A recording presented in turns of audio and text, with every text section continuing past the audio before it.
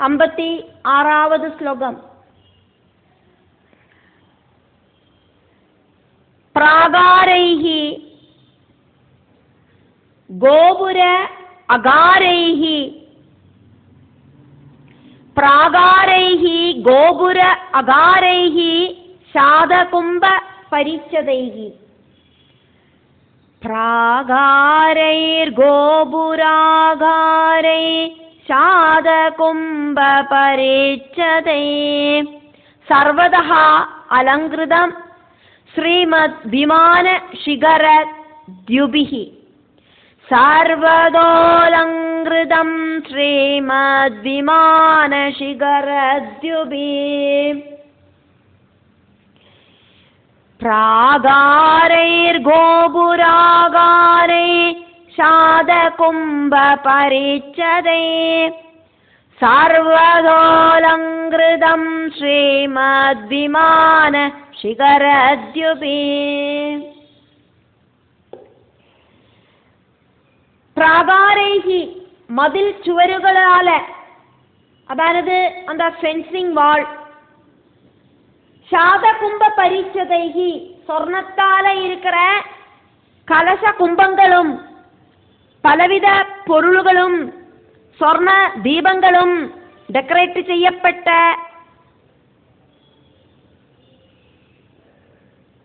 அலங்காரங்களோடு கூடிட்டு சொர்ண கைப்பிடி இருக்கிற கொடைகள், சொர்ண கைப்பிடி இருக்கிற வெஞ்சாமரங்கள், சொர்ண கைப்பிடி இருக்கிற ஆலவட்டங்கள், இப்படின்னு பல பல பொருள்கள் சொர்ணம் உபயோகிச்சு டெக்கரேட் பண்ணப்பட்டிருக்கு. சர்வதா கொட்டாரத்துக்கு போற ராஜவீதியில எல்லா இடத்துலயும் அலங்கிருதம் நன்னா அலங்காரம் பண்ணப்பட்டிருக்கு. விமானம், விமானத்துல ശിഖര ദ്യുഭിഹി விமானம் வானத்துல உயர்ந்து பறக்கிறதே, அந்த அளவுக்கு உயர்ந்து பறக்கிற அளவுக்கு ரொம்ப உயரம் இருக்கிற 7 நிலை மாளிகை இருக்கிற அந்த 7ஆம் மாளிகையோடு மேலே இருக்கிற அந்த முகல் பாகம் ஸ்ரீமத் ஜொலிச்சு நிற்கிறது. ஐஸ்வர்யமாயிட்டு ஜொலிச்சு நிற்கிறது, அழகாயிட்டு அங்க ஜொலிச்சு நிற்கிறது. அந்த 7ஆம் மாளிகையோடு மேல உச்சாணியில பலவிதமான அலங்காரங்கள் எல்லாம் செஞ்சிருக்கான். அதெல்லாம் அங்க ஜொலிச்சு நிற்கிறது, வானத்தை தொட்டுட்டு நிற்கிறது, எல்லாம் நன்னா மின்னி திளங்கிறது சொர்ண கலர்ல. கோபுரங்களாலேயும் அகாரேகி வீடுகளாலேயும் அலங்காரம் செய்யப்பட்ட மதில் சுவர்களாலேயும் அலங்காரம் செய்யப்பட்ட வீடுகளாலேயும் அலங்காரம் செய்யப்பட்ட கோபுரங்களாலேயும் 7ஆம் மாளிகை மேலே இருக்கிற கோபுரங்களாலேயும் கண்ணஞ்சிப்பிக்கிற அழகா இருந்தது எல்லா இடத்திலையும். வைகுண்ட லோகம் எப்படி இருக்கோ அதே மாதிரி பூலோக வைகுண்டம் மாதிரி அலங்காரம் செய்யப்பட்டிருக்கு.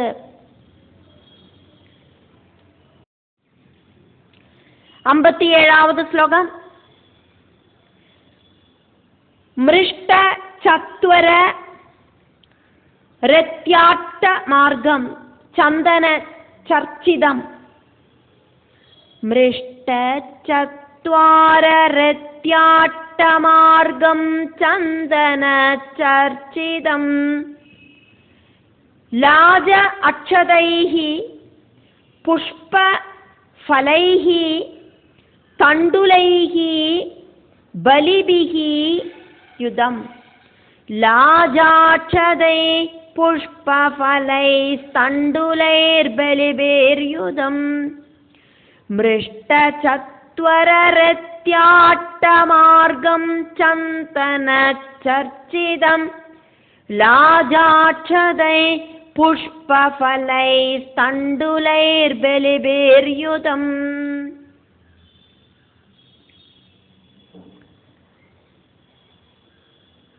மிருஷ்ட சத்வரம், மிருஷ்டம் சொன்னா கிளீன் ஆக்கினது.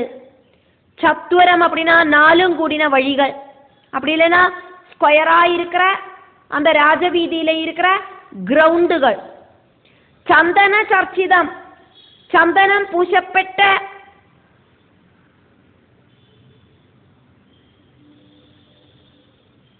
பலவிதமான பொருள்களை அங்க இருக்கிற அந்த ராஜ வீதியில இருக்கிற ஜனங்கள் எல்லாம் துருவகுமாரனுக்கு சமர்ப்பணம் பண்ணினா, சமர்ப்பிச்சா. அந்த ராஜவீதி அப்படிங்கிறது துருவகுமாரன் ராஜ கொட்டாரத்துக்கு போற வழியாக்கும். அந்த ராஜவீதி, அந்த ராஜவீதி ஃபுல்லா சாணி போட்டு மொழுகி கிளீன் ஆக்கி வச்சிருந்தா. എന്നിട്ട് அந்த வீடு வாசல்களெல்லாம் நிற்கிற எல்லாரும் பலவிதமான ഉപചാരങ്ങളോട് കൂടിയിട്ട് ധ്രുവകുമാരനെ സ്വീകരിച്ച. ചന്ദനം പൂശപ്പെട്ട പലവിധமான വിശിഷ്ട പൊരുളുകളെ ധ്രുവകുമാരனுக்கு സമർപ്പിച്ച. ரத்யாட்ட மார்க்கம், ரத்யா அப்படின்னா ரதம் போற வழி. அந்த வழியில துருவன் போகிற அந்த காட்சை காணறதுக்கான ஸ்தானங்கள் இருக்கிற மார்க்கம் வழிகள் எல்லாம் நம்ம கிளீன் ஆயிட்டு சுத்தம் பண்ணி எந்த குப்பையும் இல்லாதக்கு டஸ்டும் இல்லாதக்கு வச்சிருந்தா.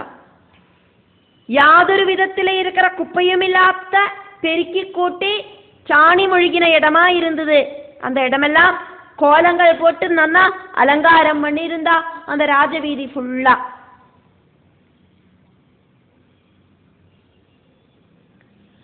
ரங்கோலி மாதிரி இருக்கிற கலர் கோலங்களும் அந்த ராஜவீதியை அலங்காரமா மாற்றி இருந்தது. கொஞ்சம் கூட நுனி முறியாத்த தானியத்தால அக்ஷதம் உண்டாக்கி அந்த அக்ஷதம் அப்படிங்கிறத ധ്രുവകുമാരனோடு தலையில போட்டு ஆசீர்வாதம் பண்ணினா அங்க இருக்கிற பிரஜைகள் எல்லாம். லாஜா நெல்பொரி அதையும் ധ്രുവകുമാരனோடு தலையில போட்டு அவ அனுகிரகம் பண்ணினா. லாஜ அக்ஷதைஹி, அக்ஷதம் நெல்பொரி இதெல்லாம் ധ്രുവകുമാരனோடு அந்த வரவேற்பு சமயத்துல ധ്രുവകുമാരனோடு மேல போட்டு ரிசீவ் பண்ணினா. புஷ்பா பூக்களும் போட்டா. அதே மாதிரி ஃபலைஹி பழங்களும், தண்டுலைஹி தானியங்களும் ധ്രുവകുമാരனுக்கு வழிநீள அந்த பிரஜைகள் எல்லாம் சமர்ப்பிச்சா. பலிபிஹி அப்படின்னா பூஜை பண்ணினா அப்படின்னு அர்த்தம். பிரஜைகள் ധ്രുവകുമാരனை பகவான பூஜை பண்ணினா மாதிரி பூஜை பண்ணினா. இப்படி யுத்தம் எல்லாம் சேர்ந்து ധ്രുവകുമാരനെ பிரஜைகள் ராஜகொட்டாரத்துக்கு ரிசீவ் பண்ணினா. ധ്രുവകുമാരൻ தன்னோட அப்பாவோடு கூடிட்டும், அப்பாவான உத்தானபாதனோடு கூடிட்டும், சகோதரனான உத்தமனோடு கூடிட்டும், அம்மை சுனீதியோடு கூடிட்டும், சித்தி சுருஜியோடு கூடிட்டும், ராஜவம்சத்திலே இருக்கிற முக்கிய தலைவர்களோடு கூடிட்டும், மந்திரிகளோடு கூடிட்டும், ஆன அம்பாரி சகிதம் கொட்டுமேள வாத்தியத்தோடு கூடிட்டு ராஜகொட்டாரத்துக்கு பூர்ண கும்பத்தோடு கூடிட்டு பிரவேசிச்சார். ராஜா ധ്രുവകുമാരனை ரிசீவ் பண்றதுக்கு தனியா போகலை அப்படிங்கிறத நம்ம பார்த்தோம். ராஜாவோடு கூட போனவாள் எல்லாமக்கும் இப்போ ധ്രുവകുമാരனோடு கூடி திரும்ப இந்த ராஜகொட்டாரத்துக்கு வந்துட்டு இருக்கா அப்படிங்கிறதையும் நம்ம இங்க பார்க்கிறோம். அந்த ராஜகொட்டாரம் எப்படி இருந்தது அப்படிங்கிற வர்ணனையாக்கும் நம்ம இத்தனை நேரம் பார்த்தோம். ധ്രുവകുമാരன் வரார் அப்படிங்கிற அந்த சந்தோஷ மிகுதியில அந்த ராஜகுமாரனை வரவேற்கிறதுக்காயிட்டு அந்த ராஜகொட்டாரம் ரொம்ப ரொம்ப ப்ரௌடியாயிட்டு காணப்பட்டது. ராஜ வீதிகள் எல்லாம் ரொம்ப ரொம்ப அலங்கரிக்கப்பட்டிருந்தது. அங்கங்க நிர்மிச்ச மத்ஸ்ய ஆகிருதியிலே இருக்கிற குருத்தோல தோரணங்களால விசேஷ அலங்காரமாயிட்டு அங்க இருந்தது. அதே மாதிரி அங்கங்க வாழை கொலைகளை நாட்டி வச்சிருந்தா, வாழை மரத்தை கொலைகளோடு கூடிட்டு நாட்டி வச்சிருந்தா. அதே மாதிரி பந்தக்காலுக்கெல்லாம் போடுவோமே, வாழை மரத்தை நாட்டி வைப்போமே, அந்த மாதிரி எல்லா வீடுகளிலையும் நாட்டி வச்சிருந்தா. அதே மாதிரி பாக்கோடு கூடின அந்த பாக்கு செடிகளையும் அங்க நாட்டி வச்சிருந்தா. அதே மாதிரி தளிராயிருக்கிற மாவிலையால தோரணங்கள் போட்டா, பட்டு வஸ்திரங்களால தோரணங்கள் போட்டா, மாலைகளால தோரணம் போட்டா. அதே மாதிரி நிறைய தீபங்கள் எல்லாம் அலங்காரமாயிட்டு அங்க வச்சிருந்தா. பூர்ண கும்பங்கள் எல்லா வீட்டிலையும் தம்பதிகள் பிடிச்சுட்டு நின்றுருந்தா துருவகுமாரனை வரவேற்கிறதுக்காயிட்டு. வீடுகள் எல்லா இடத்துலையும் ராஜவீதி ஃபுல்லா ரொம்ப ரொம்ப அழகு பண்ணியிருந்தா. சொர்ணமயமான பலவித உபகரணங்களால பகவானை வரவேற்கிற மாதிரியே துருவகுமாரனை அவ ரிசீவ் பண்ணினா. விமானம் வானத்து மேல உச்சத்துல டாப் லெவல்ல பறக்குமே, அந்த அளவுக்கு ஹைட்டா இருக்கிற 7ஆம் மாளிகையோடு மேல் வரைக்கும், மேல் கூரை வரைக்கும் அலங்காரம் பண்ணியிருந்தா. அப்படி இருக்கிற அலங்காரமா இருக்கிற கோபுர துவாரங்களாலையும் ஐஸ்வர்ய பூர்ணமாயிட்டு ரொம்ப கிளீன் ஆக்கின அந்த ராஜவீதி, அந்த ராஜபாதை, அதே மாதிரி அந்த ராஜபாதையில இருக்கிற எல்லா வீடுகளோடு சுவரோடு மேல் பக்கமும் எல்லாம் அழகா அலங்காரம் பண்ணப்பட்டிருக்கு. சந்தன ஜலத்தால நனைக்கப்பட்ட மலரு, அக்ஷதம், பூக்கள் இதெல்லாம் துருவகுமாரனோடு தலையில அபிஷேகம் மாதிரி வருஷிக்கப்பட்டது. பழங்களும் தானியங்களும் எல்லாம் துருவகுமாரனுக்கு கொடுக்கப்பட்டது. பகவானை பூஜை பண்றதுக்கு என்னெல்லாம் பொருள்கள் இருக்கோ அதெல்லாத்தையும் உபயோகிச்சு துருவகுமாரனை அவளெல்லாம் பூஜை பண்ணினா. அப்படி ரொம்ப ரொம்ப ஆர்ப்பாடமாயிட்டு துருவகுமாரனை ராஜா கொட்டாரத்துக்கு கூட்டிட்டு போனார்.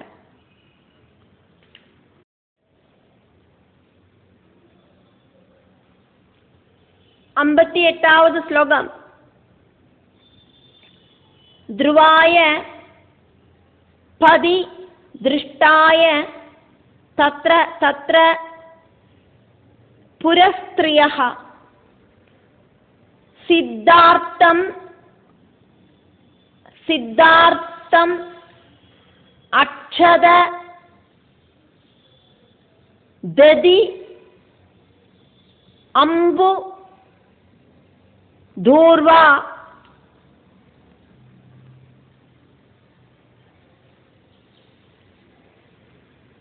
पुष्प फलानि च ध्रुवाय पदिदृष्टाय तत्र तत्र पुरस्त्रिया सिद्धार्थाक्षदद्यम्बो दुर्वा पुष्पफलानि च.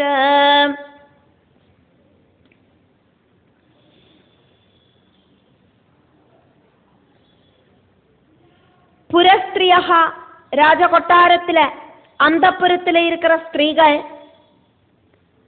த்ருவாய பதி திருஷ்டாய த்ருவன் வரத வழியில நின்று பார்த்துண்டு தத்ரா தத்ரா அங்கங்க நின்னுண்டு பதி அந்த வழியில நடந்து வரது திருஷ்டாயா பார்த்துட்டு துருவகுமாரன் நடந்து வரத பார்த்துட்டு த்ருவாயா துருவனுக்காயிட்டு சித்தார்த்தம் வெண்கடுகு மங்களகரமாயிட்டு வெண்கடுகும் அக்ஷதையும் சமர்ப்பிச்சா. ததி தயிர் அம்பு புண்ணியாக ஜலம் தோர்வா தர்பப்புல்லு புஷ்பா பூக்கள் ஃபலானி ச பழங்களும் சமர்ப்பணம் பண்ணினா துருவகுமாரனுக்கு.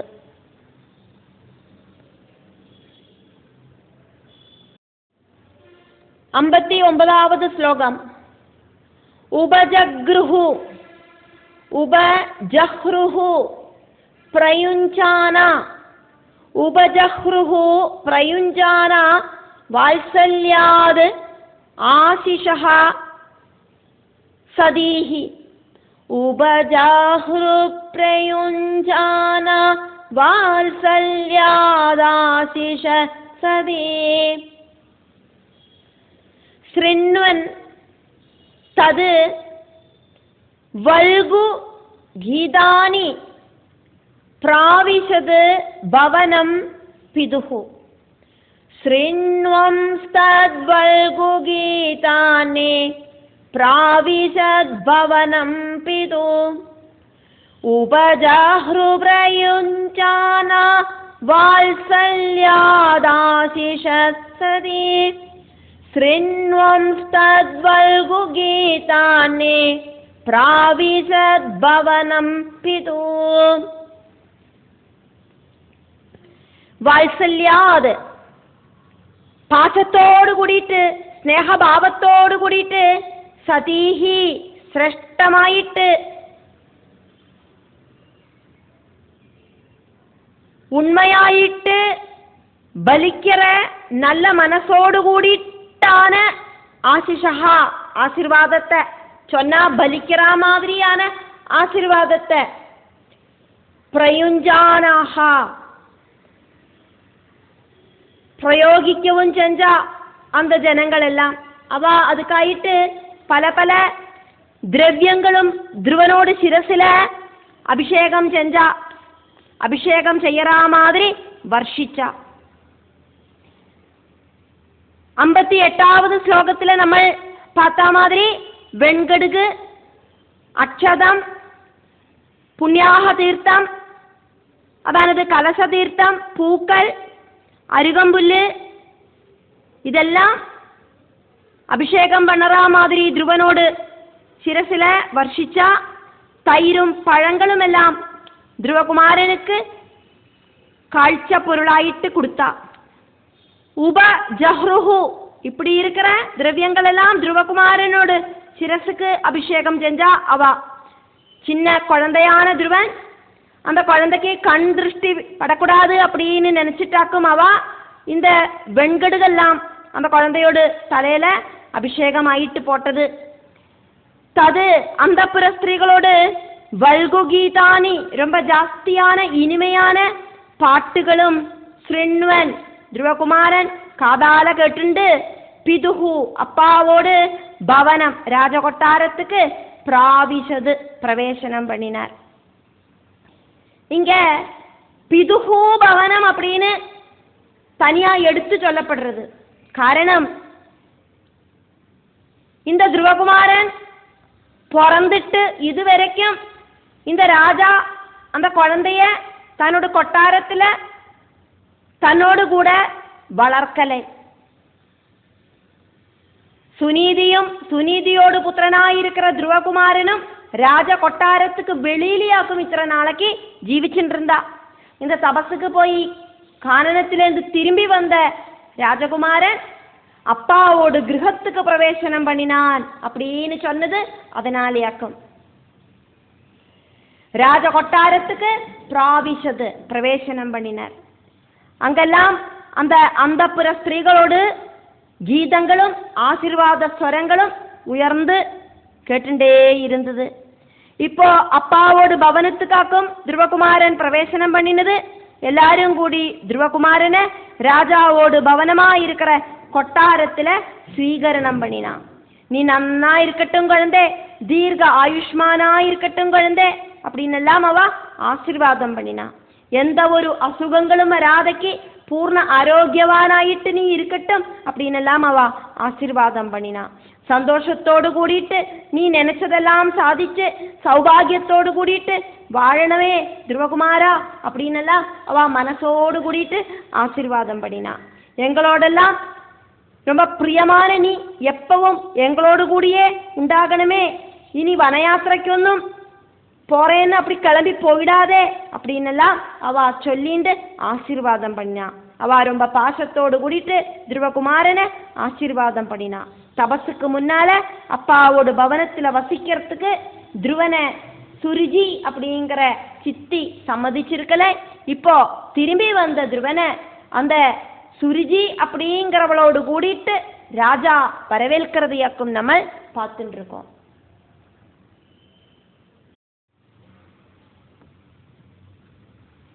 அறுபதாவது ஸ்லோகம் பார்க்கிறோம். மகாமணி விராதமயே, மகாமணி விராதமயே சஹ தஸ்மின் பவன உத்தமே, பவனோத்தமே. மகாமணி விராதமயே சதஸ்மின் பவனோத்தமே லாளிதஹ நிதராம் பித்ரா न्यवसद दिवि देववद.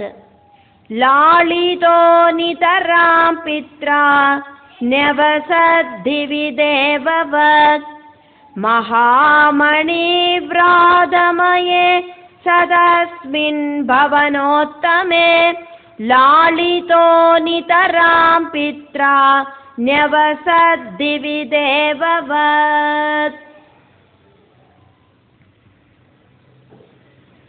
மகாமணி இത്രயாக்கும் பணம் அப்படின்னு ஒரு வேல்யூ போட முடியாத அளவுக்கு வேல்யூலெஸ்ஸான ரத்ன மணிகளால விராதமையே கூட்டம் கூட்டமாயிட்டு இருக்கிற ரத்னமணிகளால உண்டாக்கப்பட்ட தஸ்மின் உத்தானபாத மகாராஜாவோடு உத்தமே சிரேஷ்டமான பவனே அந்த ராஜதானியில, அந்த ராஜதானி ஃபுல்லா ரத்ன மணிகளால அலங்காரம் பண்ணப்பட்டிருந்தது. பித்ரா அப்பா உத்தானபாதனால நிதராம் லாலிதா நன்னா திருப்தியாயிட்டு கொஞ்சிக்கப்பட்ட துருவகுமாரன் ஜனிச்சதுக்கு அப்புறம் இதுவரைக்கும் அப்பா வாக்குனாலேயோ நோக்குனாலேயோ கூடியும் கெயர் பண்ணாம இருந்தார். இப்போ அந்த துருவகுமாரனை அப்பா ரொம்ப ஜாஸ்தி ஆயிட்டு கொஞ்சறார், கெட்டி பிடிக்கிறார், முத்தமிடுறார், மடியில உட்காந்துக்கோ குழந்தை அப்படின்னு தூக்கி வச்சுக்கிறார், சிரசுல தடவி கொடுக்கிறார், தலையில தடவி கொடுக்கிறார். எல்லாம் பகவத் அனுகிரகத்தால நடக்கிறது. திவி தேவர்களோடு லோகமான சொர்க்கலோகத்துல தேவவது தேவர்கள் எப்படியாக்குமோ வசிச்சா, எந்த ஒரு துக்கமும் இல்லாதக்கு வசிச்சா அதே மாதிரியாக்கும். சக ன்யவசது துருவகுமாரனும் இப்போ அப்பாவோடு ராஜகொட்டாரத்துல எந்த ஒரு சங்கடமும் இல்லாதக்கு வசிச்சது. புரஸ்திரீகள் அந்த புரஸ்திரீகள் துருவனுக்கு வாத்சல்யத்தால நிறைய ஆசீர்வாதங்கள் பண்ணினா, கண் திருஷ்டிபடாம இருக்கிறதுக்கு வெண்கடுகாலையும் அக்ஷதத்தாலையும் எல்லாம் அபிஷேகம் பண்ணினா, தயிர், சுத்த ஜலம், கருகப்பூ, அதானது கருகமாலை கட்டுவோமே பிள்ளையாருக்கு அந்த அருகம்புல்லு, பழங்கள் இதெல்லாம் துருவகுமாரனோட சிரசில வர்ஷிச்சா. அவளோடு அந்த அழகான கீதங்கள் காதுல கேட்டு துருவகுமாரன் அப்பாவோட கிரகத்துக்கு பிரவேசனம் பண்ணினார். துருவராஜகுமாரனோட வருகை ரொம்ப ஆனந்தத்தை உண்டாக்கிட்டு அங்க இருக்கிறவாளுக்கு அத்தனை பேருக்கும். ராஜா அத ஒரு உற்சவமாயிட்டு கொண்டாடுறதுக்கு தீர்மானம் பண்ணினார். மங்கள வஸ்துக்களால அவரு துருவகுமாரனை நன்னா சல்காரம் பண்ணினார், மடியில உட்கார வச்சு லாலனை பண்ணினார். அப்பாவோடு கூடி அந்த துருவகுமாரன் ராஜ கொட்டாரத்துல இருக்கிறது எப்படி இருந்தது அப்படி நீங்க சொல்லப்படுறது, சொர்க்கத்துல தேவர்கள் எப்படி ஆக்குமோ பூமியில இறங்கி வந்தானா சந்தோஷமாயிட்டு இருப்பா, அதே மாதிரி சொர்க்கத்துல தேவர்கள் எப்படி ஆக்குமோ எந்த ஒரு குறையும் இல்லாதக்கு சந்தோஷமா இருக்கா. அதே மாதிரி சொர்க்கத்துல இருக்கிற ஒரு தேவன் பூமியில இறங்கி வந்து சந்தோஷமாவே இருந்தா மாதிரி ஒரு அனுபவத்திலேயாக்கும் துருவன் அங்க வாழ்ந்தது.